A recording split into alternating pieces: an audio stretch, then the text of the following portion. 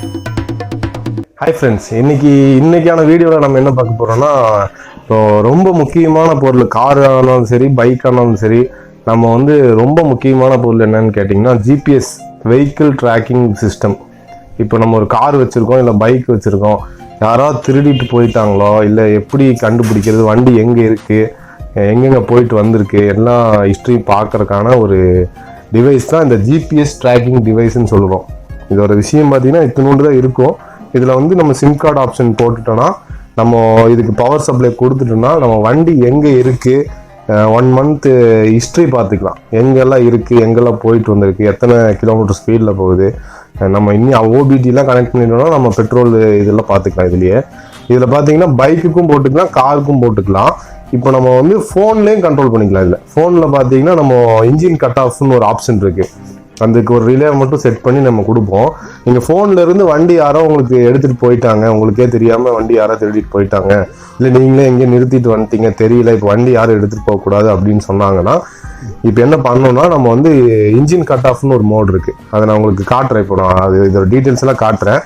இதோட mode of பண்ணிட்டேன்னா நம்ம வண்டி யாருமே எடுத்துக்க முடியாது.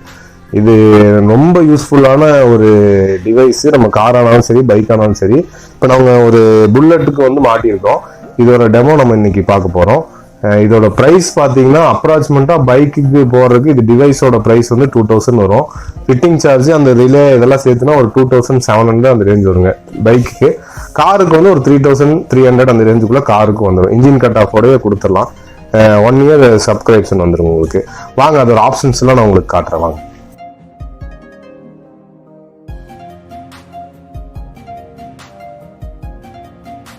இப்போ பார்த்தீங்கன்னா இந்த வண்டிக்கு தான் நம்ம மாட்டியிருக்கோம், ஜிபிஎஸ் ட்ராக்கிங் மாட்டியிருக்கோம்.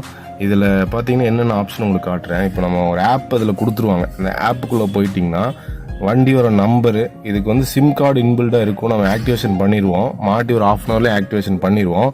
இதில் வண்டியோட நம்பரு, வண்டி இப்போ எந்த இடத்துல நின்றுருக்கு, இந்த க்ரீன் லைட் இருந்தால் வண்டி ஆனில் இருக்குன்னு தெரிஞ்சிடும். இப்போ லைவ் ட்ராக்கிங் பண்ணலாம்.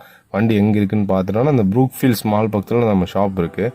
அங்கே வந்து பார்த்தீங்கன்னா இப்போ நின்றுருக்கு, வண்டி லொக்கேட் ஆகி நின்றுருக்கு. இப்போ வண்டி கடைசியாக எங்கே நின்றுருந்துச்சோ அது காட்டிடும் உங்களுக்கு. லைவ் ட்ராக்கிங் கொடுத்தீங்கன்னா இப்போ எப்படி இருக்கோ அங்கே காட்டிடும். இப்போ இன்ஃபோக்குள்ளே போயிட்டீங்கன்னா வண்டி இக்னிஷன் ஆனில் இருக்குது, அதனால ஆனில் காட்டுது. பேட்டரி எத்தனை வோல்ட்டில் இருக்குது, பேட்டரி ஆனில் இருக்கா, பேட்டரி ஆஃபில் இருக்கா, பேட்டரி வந்து இப்போ ரிமூவ் பண்ணி வச்சுருந்தாங்கன்னா அது ஆஃபில் இருக்கா, எல்லாமே காட்டிடும். இப்போ வண்டி கீ ஆனில் இருக்கிறதும் கீ ஆனில் இருக்குன்னு காட்டிடும் உங்களுக்கு. அது போக இப்போ வண்டி என்ன லொக்கேஷனில் லாஸ்ட் டைம் நின்றுருக்கோ அதுவும் உங்களுக்கு காட்டிடும்.